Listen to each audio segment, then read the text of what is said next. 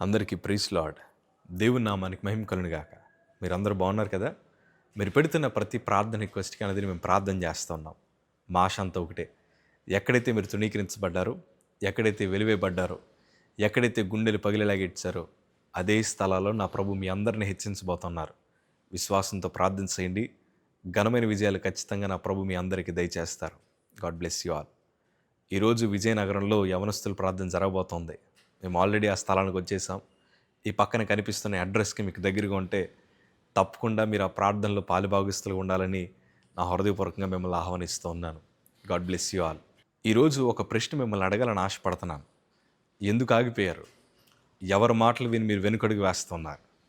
విజయం అవ్వడానికి దేవుడు సిద్ధంగా ఉన్నప్పుడు ఎందుకు మీరు భయపడుతున్నారు? నేను అంటాను, దేవుడు మనల్ని పిరికి ఆత్మ చేత నింపలేదు. మనందరం ధైర్యంగా అడుగులు ముందుకేసుకుంటూ వెళ్తే మీ పక్షాన నా పక్షాన యుద్ధం చేయడానికి ప్రభు సిద్ధంగా ఉన్నారు. మూయబడిన ద్వారములు మన కోసం తెరవడానికి ప్రభు సిద్ధంగా ఉన్నారు. మనం చేయాల్సిన పనంతా ఒకటే, విశ్వాసంతో అడుగులు ముందుకేసుకుంటూ వెళ్ళాలి.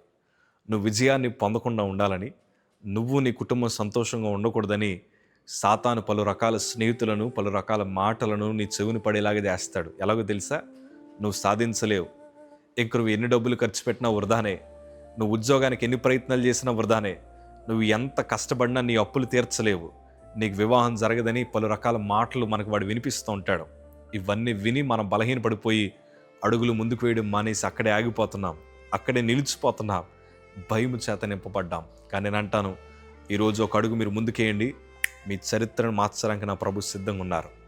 దేవుని వాక్యాల్లో నన్ను ఎంతగానో ఇన్స్పైర్ చేసిన మాట 1 సమూయేలు గ్రంథం 17వ అధ్యాయము 44వ మాట చదవగలిగితే, నా దగ్గరకు రమ్ము, నీ మాంసమును ఆకాశ పక్షులకును భూమృగములకును ఇచ్చివేతునని ఆ ఫిలిష్తీయుడు దావీదుతో అనగా, దావీదు, నీవు కత్తియు ఈటెయు బల్లెమును ధరించుకొని నా మీదకి వచ్చుచున్నావు. అయితే నీవు తిరస్కరించిన ఇశ్రాయేలు సైన్యములకు అధిపతియగు యెహోవా పేరట నేను నీ మీదకి వచ్చుచున్నాను. దావీదు బాలుడే. గొలియాతు ఎట్లాంటి మాటలు మాట్లాడుతున్నాడంటే, నీ మాంసమును ఆకాశ పక్షులకు వేస్తాను, నీ మాంసమును మృగాలకు వేస్తానని దావీదుని కించపరుస్తూ, దావీదుని అవమానపరుస్తూ అతడు శపిస్తూ ఉంటే, దావీదు అంటున్నాడు కదా, నువ్వైతే అన్నీ ధరించుకున్నావు కానీ నేనైతే దేవుని నామాన్ని ధరించుకున్నాను. ఆ నామం ఏంటి తెలుసా? సైన్యములకు అధిపతి యెహోవా నామమును దావీదు పట్టుకొని బరిలోకి దిగాడు. దావీదు యొక్క పెద్దన్ని కూడా దావీదుని అవమానించాడు. నేను అంటాను కదా, నిన్ను కించపరిచేవారు చాలామంది నీ చుట్టూ ఉండొచ్చు. నీ మీద వేలెత్తి చూపి నిన్ను తృణీకరించేవారు చాలామంది ఉండొచ్చు. నీ అప్పుల సమస్యను, నీ నిరుపేద స్థితిని వేలెత్తి చూపి నలుగురు మధ్యన అవమానపరుస్తున్న వారు ఉండొచ్చు. లేకపోతే నీ కుటుంబాన్ని గాయపరిచేవారు ఉండొచ్చు. నీకు ఇంక ఉద్యోగం రాదు, నీ జీవితం ఎందుకు పని చేయదు, నీకు వివాహం జరగదు అని పలు రకాల మాటలు నీ మీద వేలెత్తి చూపి మాట్లాడుతున్నా నీ గురంతా ఒకటే, నువ్వు ప్రభు నామం పేరట నువ్వు అడుగులు ముందుకేసుకుంటూ వెళ్ళిపో.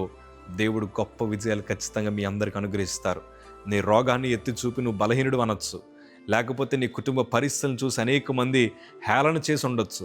వాటన్నిటినీ కొట్టివేయడానికి దేవుడు ఒక బలమైన శుభవార్తలను, బలమైన ద్వారములను నీకోసం తెరవడానికి ప్రభు సిద్ధంగా ఉన్నారు. నేను అంటాను కదా, నా ప్రభుని నేను ఎంత మాత్రం అవమానపరిచే దేవుడు కాదు. నువ్వు వెనుకడుగు వేయొద్దు, నువ్వు ఆగిపోవద్దు. ఎవరో చెప్పిన మాటలు విని నువ్వు ఎన్నడూ నిన్ను బలహీనుడిగా ఊహించుకోవద్దు. ఎందుకంటే నిన్ను చేసిన దేవుడు బలవంతుడు.